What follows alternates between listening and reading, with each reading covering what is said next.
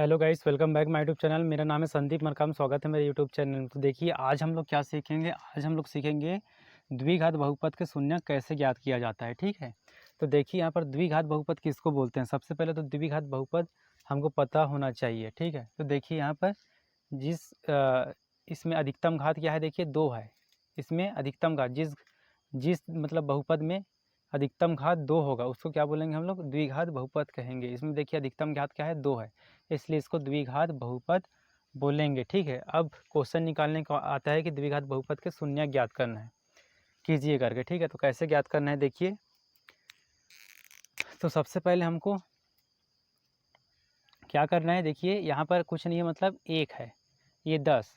ठीक है, यहाँ पर अगर 2 रहता तो 10 गुणा 2 हो जाता और 10 दूनी 20 हो जाता, लेकिन यहाँ 1 है तो 10 एकम 10, तो मतलब गुणा करने पर क्या आना चाहिए, 10 आना चाहिए। ठीक है, और जोड़ने और घटाने पर, जोड़ने या घटाने पर कोई एक पर, ठीक है, क्या आना चाहिए, बीच वाला। देखिए +7 चिन्ह के साथ लिखना, अगर माइनस रहता तो माइनस लिखते, लेकिन प्लस है तो 7 लिखेंगे। ठीक है, तो ये कंडीशन है इसको गुणनखंड करने के लिए। ठीक है, सबसे पहले जब भी हम लोग शून्यक ज्ञात करेंगे तो सबसे पहले हमको क्या करना पड़ेगा, गुणनखंड करना पड़ेगा। ठीक है, तो गुणनखंड करने के लिए ये है, गुणा करने पर 10 आना चाहिए, 10 गुणा 1 किए इसलिए 10 आना चाहिए, और जोड़ने और घटाने पर 7। कोई एक नियम लागू होना चाहिए, या तो जोड़ने पे 7 आना चाहिए या घटाने पे 7 आना चाहिए। ऐसी संख्या हम लोगों को क्या करना है, सोचना है।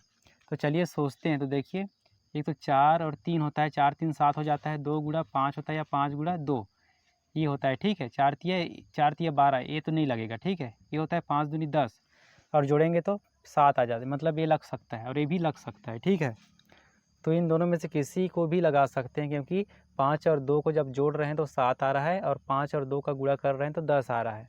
5 और 2 का गुणा कर रहे हैं तो 10 आ रहा है, और 5 और 2 को जोड़ रहे हैं तो 7 आ रहा है। ठीक है, ऐसी संख्या हम लोगों को सोचना पड़ेगा। तो किसी को भी एक को ले लेते हैं, इसको ले रहे हैं, ठीक, ऊपर वाले को।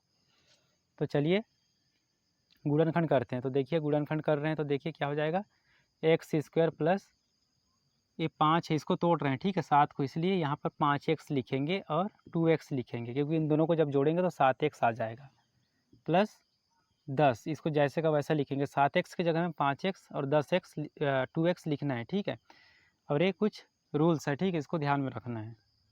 अब देखिए यहाँ से क्या करेंगे, यहाँ से कॉमन निकालेंगे। देखिए इससे और इससे कॉमन निकाल सकते हैं, इससे और इससे कॉमन निकाल सकते हैं हम लोग। ठीक है, दोनों से।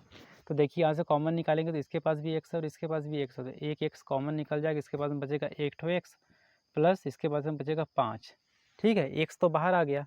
अब यहाँ से देखिए, यहाँ से क्या निकल जाएगा, 2 निकल जाएगा। इसके पास में बचेगा एक्स प्लस 5, क्योंकि 2 गुणा 5 करेंगे तो 10 आएगा। ठीक है, इस प्रकार से चेक करेंगे। तो ऐसे कॉमन निकालना है हमको। ठीक है, इसके पास भी एक्स है, इसके पास भी एक्स है, एक्स बाहर निकल गया, यहाँ एक एक्स बचा। ठीक है, गुणा करके भी देख सकते हैं, एक्स एक्स का गुणा करेंगे तो x² हो जाएगा, एक्स और इसका गुणा करेंगे 5x हो जाएगा, यहाँ गुणा करेंगे तो 2x हो जाएगा, यहाँ गुणा करेंगे 10। ऐसे गुणा करके चेक भी कर सकते हैं जो हम लोग उभयनिष्ठ निकालें वो सही है कि नहीं। ठीक है, अब देखिए यहाँ से और यहाँ से कॉमन निकल जाएगा। देखिए x प्लस 5, तो बचेगा क्या, इसके पास में x बचेगा और यहाँ बचेगा 2। तो एक बार x प्लस 5 और x प्लस 2 ब्रैकेट में निकल के आया। ये हमारा गुणनखंड करके हो गया। अब गुणनखंड करके हो गया तो अब शून्य ज्ञात करना है। तो शून्य ज्ञात करने के लिए क्या करते हैं, एक बार x प्लस 5 को 0 के बराबर में लिखेंगे और एक बार x प्लस 2 को 0 के बराबर में लिख देंगे। अब देखिए x का मान निकालेंगे, यहाँ 5 है तो उसको इस तरफ पक्षांतर करेंगे तो प्लस में, इस साइड आएगा तो माइनस में आ जाएगा। पहला शून्य आ गया हमारा, और x बराबर क्या हो जाएगा, +2 है, उसको इधर पक्षांतर करेंगे तो दूसरा शून्य।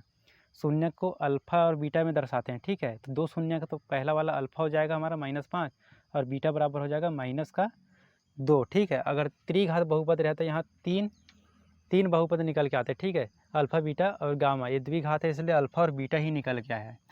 तो कुछ नहीं करना है, बस जो द्विघात बहुपद दिया रहेगा उसका गुणनखंड करना है। गुणनखंड करने के लिए ये कुछ रूल्स है, गुणा करने पर 10 आना चाहिए, जोड़ने घटाने पर 7। ठीक है, ऐसी नियम लगता है। यहाँ संख्या बदल सकता है, उसको ध्यान में रखना होगा, लेकिन इसी के अकॉर्डिंग हमको यहाँ तोड़ना पड़ेगा, और तोड़ के उभयनिष्ठ निकालना होता है। उभयनिष्ठ निकालने के बाद में यहाँ 2 ब्रैकेट में आएगा, उसको 0 के बराबर में लिख देते हैं। तो हमारे पास में आसानी से शून्य निकल के आ जाता है। वीडियो अच्छा लगा तो वीडियो को लाइक करें, चैनल पहली बार चैनल को ज़रूर सब्सक्राइब करिए। इसी प्रकार की वीडियो देखने के लिए धन्यवाद।